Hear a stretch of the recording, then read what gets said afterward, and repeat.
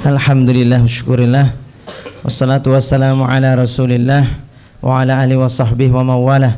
Asyhadu an la ilaha illallah wahdahu la syarikalah wa asyhadu anna Muhammadan abduhu wa rasuluhu la nabiyya wa la rasula ba'dah. Haula wa la quwata illa billah. Segala puji bagi Allah Azza wa Jal atas karunia Allah, nikmat Allah yang banyak buat kita. Di antara nikmat Allah itu adalah Allah tidak memberikan pahala-pahalanya cash kepada kita di dunia. Karena kalau kita pahala apa-apa itu dikasihnya cash di dunia, kita akan jadi orang stres atau mungkin tak akan jadi mau beramal. Misalnya aja Jumatan, teman-teman tahu Jumatan ya. Kalau di soft pertama apa itu pahalanya? Kalau yang kedua, soft kedua apa? Kuda. Soft berikutnya kambing. Soft berikutnya ayam. Soft berikutnya paling belakang telur cecak, kan? Iya. Sekarang pertanyaannya adalah bagaimana kalau itu semua pahala dikasih cash ke kita? Stres kita ini pasti. Nggak ada yang ngambil soft ke depan, ngapa bingung? Ya Allah, paling gawa unta, kan bingung kan? Iya, mau taruh di mana? Kandang nggak punya, mau dijual semua orang juga punya unta, betul? Banyak di mana orang jualan unta pada bingung jual semua. Mau disembelih kelempokan, karena semua orang pada nyembelih juga. Makanya subhanallah ya, Allah itu ada sebagian pahala-pahala memang disembunyikan. Kenapa? Untuk membedakan, untuk mengetahui mana yang benar-benar beriman, mana yang tidak.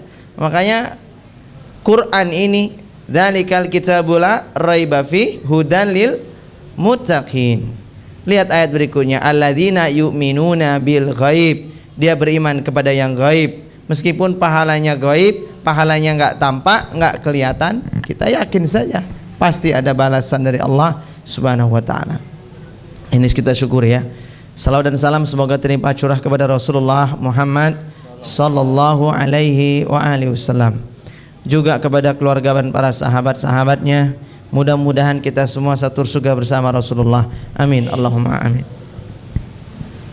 Teman-teman semua yang dirahmati Allah, mas-mas MC yang dirahmati Allah, kita hari ini ngebahas tentang apa? Tentang kehilangan cinta setelah nikah. Pak Ustadz, ya, ada nggak kehilangan cinta saat ta'aruf? Masa ta'aruf kok cinta? Ya kalau ta'aruf tuh jangan cinta dulu. Ya, ini kita ngomongin masalah kehilangan cinta setelah nikah. Emang ada Pak Ustadz? Adalah, banyak. Resikonya kalau kehilangan cinta itu, kehilangan cinta, resikonya apa? Satu, hidup jadi nggak semangat lagi. Yakin itu, orang kalau kehilangan cinta nggak semangat. Sama kayak teman-teman ya, lagi ta'arufan, ngerasa cocok dengan si akhwat itu, pasti semangat hidupnya. Ujung-ujungnya ternyata si akhwatnya mundur ta'aruf, udah habis itu mesti ngelokro, ngedown, susah, move onnya susah itu. Kenapa? Tadinya udah semangat-semangat, ya Allah akhirnya ada yang mau, ya Allah. Ternyata dia mundur juga. Memang nasib saya, ya Allah nggak ada yang mau, betul. Itu kalau sudah begitu kan dia pasti nggak semangat. Makanya cinta itu bikin semangat. Di rumah tangga juga gitu, yang bikin semangat kerja, bikin semangat apa-apa itu kan ada cinta. Kalau nggak ada cinta males. Suami itu ada jam kerjanya jam 8 sampai jam 4. Kalau jam 4 dia nggak buru-buru pulang, ngetem dulu di kantor, lama ngobrol, males pulang. Kenapa? Karena nggak ada cinta. Akhirnya ngobrol sama teman kantornya sampai jam 6, sampai maghrib, sampai isya. Alasannya lembur. Lemburnya apa? Ya lembur ngobrol. Mau, males pulang. Kenapa? Ya mungkin di rumah ketemu istri, istrinya mak lampir, istrinya gerandong gitu ya, istrinya nenek gayung, model-model begitu. Jadi ya gimana? Mau pulang ketemu istri yang tidak menyenangkan, bojo galak. Ya udah nggak ada cinta, mau gimana lagi? Males pulang aja, males. Wah, cinta itu bikin semangat. Ya, apa-apanya semangat, bikin bahagia hidup ini. Nah kalau nggak ada cinta itu ya kita ngelokro. Ini bahaya. Makanya dalam rumah tangga, dalam pernikahan itu perlu namanya ada cinta yang perlu dijaga. Resiko berikutnya apa kalau kehilangan cinta? Maka kita akan tipis penjagaannya kepada pasangan kita. Artinya kalau pasangan ini meninggal tuh nggak ngerasa kehilangan, nggak ada cinta kok. Malah ngarep-ngarep kapan keselak modar gitu kan. Karena mengharapkan keendang keselak mati gitu.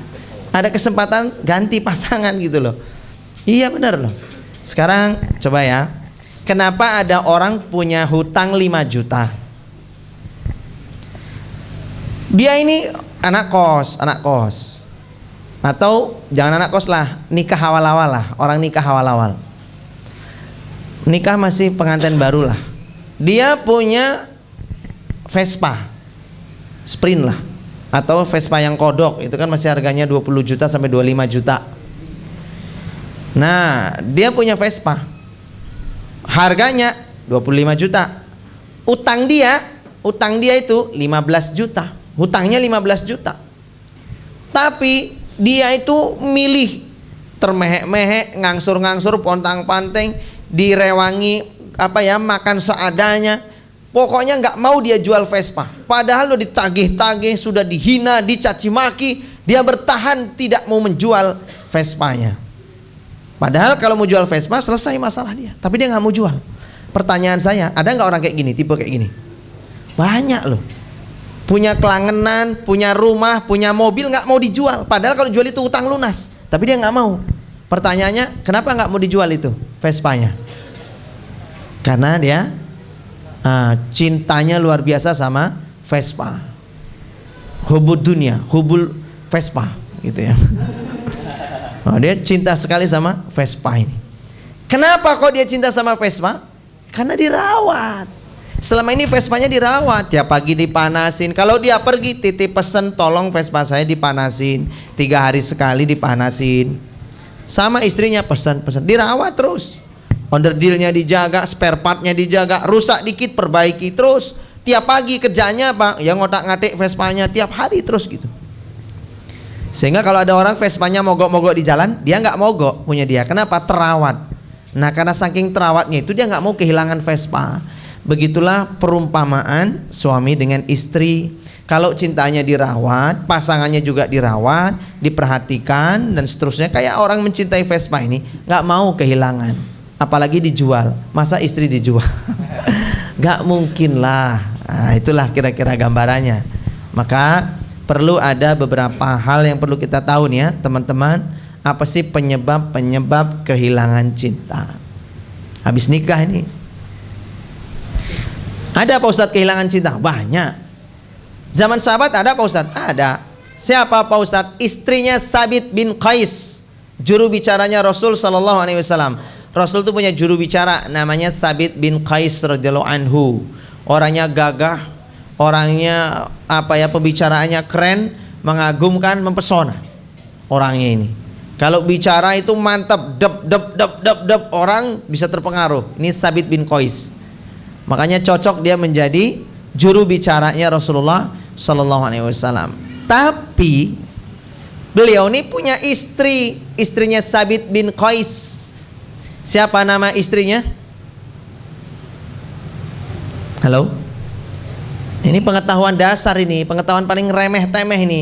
Sabit bin Qais punya istri, siapa namanya? Siapa namanya? Halo MC. Namanya Bu Sabit bin Qais. Paham? Ini pengetahuan yang remeh-temeh. Gitu aja. Nah, Bu Sabit bin Qais ini mendatangi Rasulullah Sallallahu Alaihi Wasallam. Lalu apa yang dia lakukan? Dia datang ke Rasulullah, lalu tanya, ya Rasulullah, sesungguhnya bolehkah saya meminta cerai dari Sabit bin Qais? Maka Rasul tanya, apa masalahnya? Ya Rasulullah, aku tidak mencela akhlaknya, aku juga tidak mencela agamanya, karena dua-duanya sama-sama bagus. Hanya saja aku takut kufur ya Rasul dengan dia. Kufur ini Allahu a'lam bishawab. Ya, tapi kalau menurut keterangan ya atau pendapat beberapa ulama seperti Imam Ahmad bin Hambal, termasuk pendapatnya Ibnu Hajar al-Asqalani rahimahullah ta'ala. Nah, penyebab kufur ini dia tidak bisa menunaikan kewajibannya kepada suaminya. Mungkin punya masalah pribadi, misalnya punya masalah dalam hal reproduksi, punya masalah macam-macam itu, sehingga takut dia kufur sama suaminya, kufur pada Allah.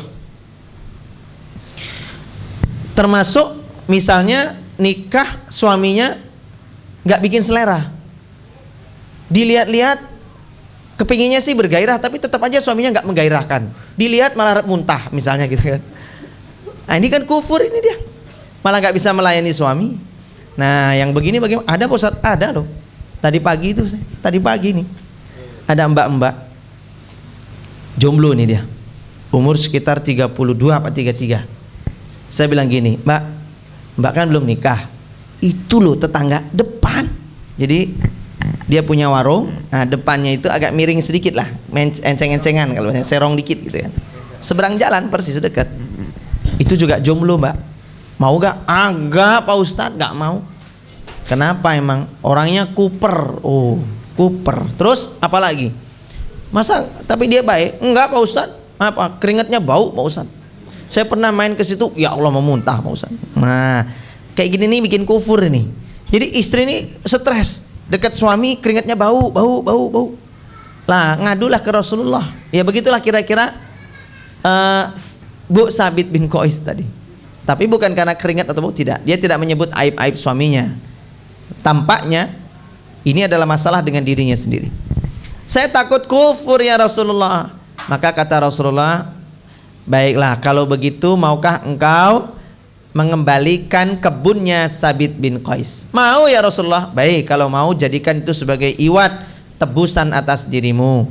Maka akhirnya dikembalikan itu kebun, kemudian diceraikan oleh suaminya. Itu namanya khulu'. Nanti penjelasannya terakhir lah kalau nanti sempat Mbak Isya. Nah tapi intinya adalah bahwa bisa saja terjadi ya kehilangan cinta itu macam-macam sebabnya. Seperti contoh sahabat Nabi tadi kan, kehilangan cinta setelah menikah, maka akhirnya dia larinya ke khulu. Apa sebab pertama kalau udah nikah kok kehilangan cinta? Yang pertama apa itu? Ketidakseimbangan beban tugas. Ketidakseimbangan beban tugas. Suami istri, suami rata-rata sibuknya fokusnya kalau udah nikah kerja. Taunya suami itu kewajibannya kerja. Taunya ya kesibukannya kerja cari nafkah. Padahal suaminya, istrinya di rumah punya anak, anaknya kecil-kecil banyak. Padahal itu ya hasil kreativitas mereka berdua kan, punya anak banyak itu, betul. Hasil kreativitas dan improvisasi antara suami dengan istri. Jadilah anak-anak itu banyak. Tapi suami itu nggak mau tahu urusan anak mandi, nggak mau tahu urusan anaknya itu makannya bagaimana. Istrinya capek ngurus yang ini, tidur, yang itu nangis, yang ini nangis juga. Anaknya banyak segala macam. Belum lagi repot rumah tangga. Mungkin punya piaraan di rumah. Nah, sip. Thank you Mas. Nah, jadi macam-macam. Jadi karena itu tadi kesibukan yang banyak. Istrinya tuh nggak sempet nggak sempat rehat, nggak sempat istirahat, kayak nggak sempat menikmati hidup. Mungkin yang tadinya waktu masih gadis dia sempet tuh one day one juice, atau mungkin di waktu gadisnya 2 jus, karena lagi ngejar jodoh waktu itu, jadi fokus dia sehari 2 jus ada maunya. Tapi minimal dia istiqomah tuh 1 jus. Sekarang setelah nikah susah 1 jus. Kenapa? Banyaknya kerepotan, kering hatinya. Gitu suaminya dikeluhkan, suaminya melengos, suaminya nggak mau tahu. Harus paham loh ya, suami istri ini harus tahu beban ini, tugas ini. Makanya Sa'ad bin Hisham radhiyallahu anhu tanya ke Aisyah, "Ya Aisyah, bagaimana akhlak Rasul sehari-hari di rumah?" Maka Aisyah menjawab apa? Aisyah menjawab, Rasul tuh di rumah seperti wanita-wanita pada umumnya. Jadi di rumah seperti wanita. Maksudnya apa? Dia Rasul tidak malu melakukan pekerjaan wanita. Rasul menambal bajunya, Rasul menjahit sendalnya, menyambung sendalnya. Rasul melayani dirinya. Saya ulangi ya, Rasul melayani dirinya. Rasul tuh paling suka melayani dirinya, tidak suka ngerepoti istrinya. Sidi-sidi, dek wedang, dek kopi, dek wedang panas tak adus, dek dak. Aku kesel Mas, kabeh aku. Ya wis, nikah meneh ya. Menono asisten ya kaplok itu nane. Poligami kok alasannya kayak ngono ki ra genah-genah. Akhirnya begini yang terjadi. Apa? Rasul itu kan enggak suka kongkonan-kongkonan. Anda itu. Ini saya kasih ke mas-mas yang laki-laki, ikhwan-ikhwan. Anda itu ya akan dicintai istri sedalam-dalam cinta kalau Anda bisa melayani diri sendiri. Istri itu meleleh ngelihat suami nyetrika sendiri. Suaminya apa? Panas. Lah ya, melelehnya karena panas. Jadi suami itu kalau nyetrika sendiri, istri itu meleleh. Apalagi istrinya sudah tidur jam 10, suaminya masih nyetrika. Istrinya kebangun ngelihat, "Mas, ya Allah Mas, kok nggak istirahat malah nyetrika?" "Nggak apa-apa, kamu udah capek kan, tidur dulu aja, nggak apa-apa, sana turu. Tidur aja nggak apa-apa, tidur. Kono turu." Begitu jadi nesu apa ora ya Mas? Ora, aku ki ikhlas.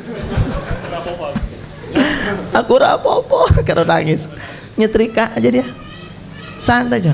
Bayangin loh, anak-anaknya kecil-kecil disetrikain baju sekolahnya, meleleh istri manapun pasti. Maaf ya, ini saya bukannya kepiye-kepiye, enggak. Ternyata ada tipe laki-laki tuh yang gak pernah nyuci piring. Ada laki-laki habis mangan wes kelumbruk ya, tahu kelumbruk ya? Letakkan di wastafel itu sudah langsung taruh. Tak terbiasa nyuci piring. Ada laki-laki begitu. Saya ketika nikah dengan istri yang kedua, maaf ya, maaf. Istri yang berapa? Yang kedua. Baru mau yang ketiga, sabar. Tunggu undangannya. Jadi baru nikah. Waktu awal-awal nikah itu kan, habis makan, ya karena udah terbiasa kan, kayak anak kos kita udah biasa ngekos dulu kan gitu ya. Nah, saya udah biasa, kebiasaan itu tak hilang. Maka habis makan, saya ke tempat cucian tuh ya saya cuci. Bahkan saya biasa aja loh, saya tuh biasa aja. Habis makan sama istri ya, sama anak misalnya gitu ya. Udah piring tak tumpuk, udah tak bawa ke wastafel, saya nyuci semuanya tuh, saya nyuci biasa aja. Maka istri saya yang kedua itu, kalau istri pertama udah biasa, malah seneng dengan kono Mas, tak tambahi Mas, itu kan biasa. Orang ngelunjak, Mas pahala nih kurang oke, nyot tak tambahi. Nah yang kedua, tapi saya kan senang-senang aja, nggak ada masalah sama sekali. Lah yang kedua ini ngelihatnya merasa kayaknya kok, wah ini saya kayak ditampar nih, kenapa kalah cepat lah apa segala macam. Makanya istri kedua langsung nyusul, Mas gak usah cuci toh Mas, biar aku aja Mas gitu. Nggak apa-apa, oh, biasa aja. Mas nggak usah, biasa aja toh, tak keprok loh Mas. Nggak biasa, jadi biasa gitu loh. Nah akhirnya dia ternyata cerita tuh, beberapa bulan setelah pernikahan itu dia cerita, Mas jujur ya kata dia gitu. Kenapa? Aku tuh ngelihat laki-laki kok nyuci piring sendiri itu sesuatu banget kata dia. Pokoknya sehari ini bojoku gitu. Sesuatu banget kata dia. Emang kenapa? Masya Allah, itu yang belum pernah aku lihat dari laki-laki seorang suami. Karena dulu dia nikah, masa lalunya mungkin suaminya tipenya yang nggak senang nyuci gitu ya. Mungkin nyuci piringnya di laundry mungkin loh ya. Nah kalau saya kan nyuci sendiri, jadi dia ngelihat itu agak sesuatu yang beda sehingga dia meleleh. Nah itulah pentingnya kita itu, dan itu cinta itu akan menyemikan, dan dia akan berat ninggalin kita. Mau selingkuh ya berat lah, mikir-mikir lah selingkuh. Kenapa? Golek lanang kau ini longko, ini satwa langka. Jadi bener, suami model begini ini hampir punah, jarang gitu. Nah harus dilestarikan. Nah makanya itu nanti begitu habis nikah itu, maka beban tugas ini berbagi. Jangan sampai istri itu terlalu kecapean dengan tugasnya, dan suami juga begitu. Istri mesti paham. Taib ya, 4 poin lagi, karena ada 5 poin, 4 lagi nanti kita bahas pada insyaallah. Terima kasih. Assalamualaikum warahmatullahi wabarakatuh.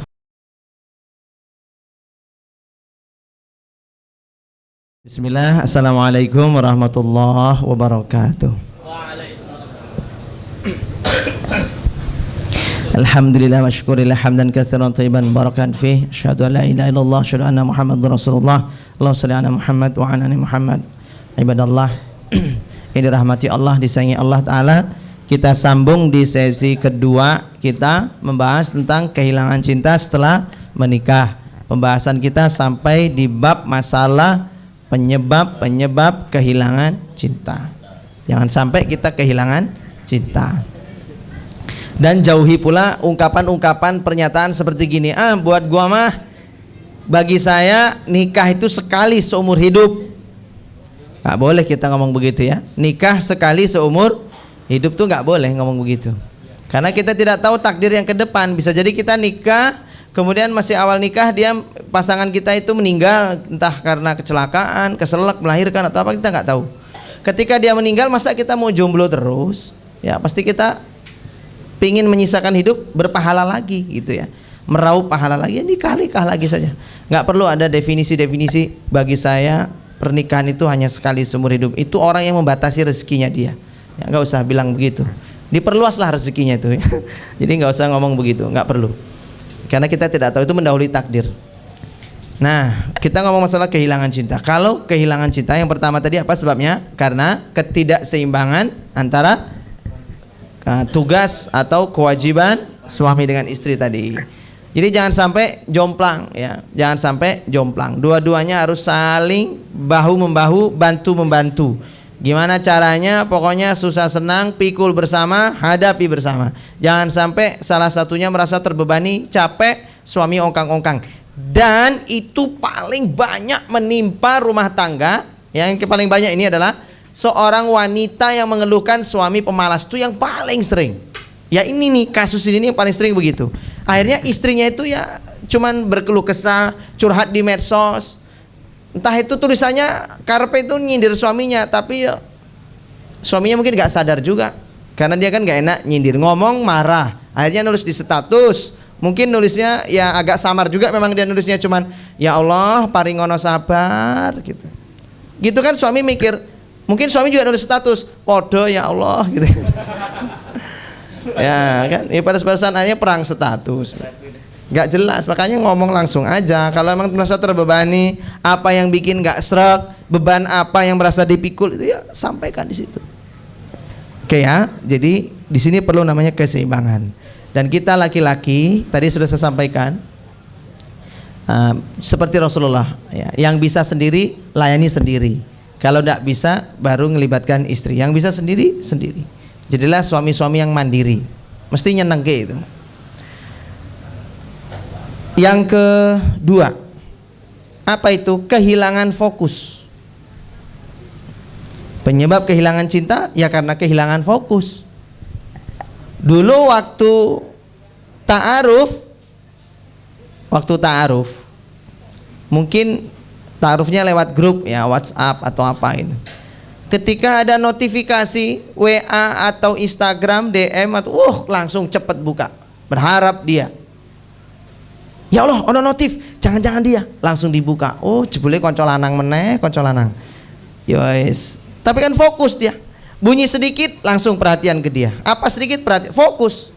Makanya kalau buka Instagram, setelah buka punya dia, langsung buka punya yang si dianya itu. Setelah buka akunnya dia pribadi, pasti langsung buka akunnya si doi. Fokus. Dan fokusnya itu pengen nyenengin, pasti itu gak mungkin tidak. Ya kayak maaf ya, walaupun batil, tapi orang pacaran kan gitu. Orang pacaran itu kan fokus sekali dengan pacarnya. Nyenengin lah segala macam, capek-capek nggak dirasain, pokoknya buat dia. Fokusnya tuh ke dia. Gimana caranya nyenengin dia? Fokus.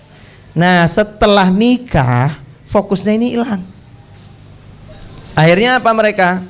Setelah nikah ini rata-rata fokus dengan pribadi masing-masing. Suami fokus dengan kerjaan, pulang masih ngurusi pekerjaan, masih WA-an terus, istrinya juga WA-an sendiri. Duduk jejer begini tapi fokus WA-an sendiri-sendiri, main HP sendiri-sendiri, sepi rumah. Nah, dan itu sering terjadi, fokus dengan pribadinya masing-masing. Saking fokusnya, istri itu kadang-kadang fokus juga apa dia? Fokus cari hiburan dengan teman-temannya, fokus taklim, fokus pengajian. Makanya kalau ada ibu-ibu tuh ya, yang pengajian tuh, giliran suaminya jemput, sebel dia. Habis pengajian kan suami tadi berangkatnya diantar suami, pulangnya dijemput, suami datangnya kegasian, mangkal ibu-ibu. Mas kalau yang jemput kasih teman toh ya mas itu. Kenapa? Oh ketemu suami kok nggak bahagia? Karena apa? Dia bahagianya kumpul sama ibu-ibu, sesama ibu-ibu itu. Nah, kalau sama suaminya enggak, fokusnya sudah hilang. Ya, karena itulah makanya penting tuh fokus ke pasangan kita. Kalau ada dawuh apa dari suami, segera. Nah, istri punya sesuatu, segera dahulukan, sama-sama saling mendahulukan, memprioritaskan pasangannya daripada kesibukan-kesibukan lain. Nah, itu namanya fokus. Cinta itu hilang kalau sudah kehilangan fokus ini. Paham ya? Ya sama kayak melesatnya anak panah lah. Anak panah itu akan terkena titik itu karena kita fokus. Tapi kalau kita nggak fokus ya mungkin pas kita manah kena kancane kan. Jadi itu namanya fokus. Yang ketiga, kehilangan apresiasi. Kehilangan apresiasi seiring dengan kehilangan cinta pula. Ini saya kasih nasihat buat teman-teman. Tolong ya, nasihat saya ini saya nggak tahu nanti saya hidup sampai kapan kan saya nggak tahu. Anggaplah dari nasihat saya yang tadi, teman-teman lupa itu urusan pribadi. Tapi tolong yang satu ini jangan dilupakan ya. Yang satu ini jangan dilupakan. Kalau yang tadi lupa itu urusan Anda dengan Allah. Tapi yang ini urusan saya dengan Anda. Apa itu? Tolong yang ini diamalkan betul. Apa namanya? Apresiasi dengan kebaikan istri atau istri berapresiasi dengan kebaikan suami. Apa bentuknya Pak Ustadz? Minimal ucapan terima kasih. Istri ngasih minum aja, ya Allah makasih ya say, makasih Hani. Kok Hani sih? Biasanya cinta kok Hani. Waduh, ini kan lagi latihan buat yang berikutnya. Ngaco.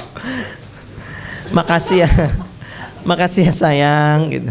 Jadi ucapan itu penting sekali lah. Makasih ya, gitu tuh penting sekali lah. Dan itu adik madu. Jadi pentingnya ucapan makasih, terus menyanjung, memuji. Nah itu membuat cinta itu bertahan itu, kuat tuh di situ.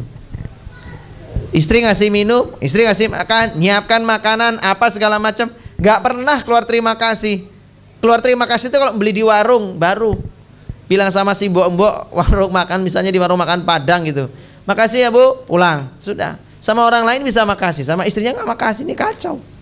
Makanya apresiasi itu penting sekali. Baik ucapan terima kasih satu, yang kedua sanjungan, pujian. Ini kan belum nikah. Belum nikah itu obral pujian. Entah itu nge-DM akhwat-akhwat, obral pujian. Afwan ya ukhti, bisa minta bantuan nggak? Aduh, ada apa akhi? Afwan, kata si akhwatnya. Bisa minta bantu nggak? Iya, bantu apa? Bisa bantu nggak? Gimana ya cara ngelupain kamu? Itu kan Ustadz pengalaman ya gitulah ya. Itu kalau diamalkan, orang itu yang akhwatnya tadi rasanya biasa-biasa, itu bisa jebol benteng pertahanan dia. Apalagi tuh ke istri loh, sering-sering ngomong begitu. Makasih ya sayang, makasih juga. Atau misalnya I love you too, but I love you more. Terus gitu balas-balasan. I love you more. Alah, pokoknya aku more dan more. Terus gitu balas-balasan. Yuk mandek ya, bareng-bareng kita mingkem ya. Karena segini more, gini ya more. Ya begitulah kondisinya. Jadi mereka itu orang yang saling berapresiasi dengan pasangannya, itu penting sekali. Apresiasi. Baik muji atau apa. Cobalah kalau pakai baju dipuji, kalau dandan perhatikan. Anda suami-suami cerewet sama istri, cerewet masalah dandanan istri, makin disayang. Istri itu makin nempel kayak perangko, yakin. Walaupun sekarang perangko udah nggak ada lagi. Nah, akhwat juga begitu sama. Kalau sering muji suami, suami itu masya Allah mantep, dia senang, yakin itu. Pede dia jadi laki-laki, ngerasa jadi suami gitu, ngerasa laki-laki. Nah makanya itu pujian itu penting sekali antar pasangan.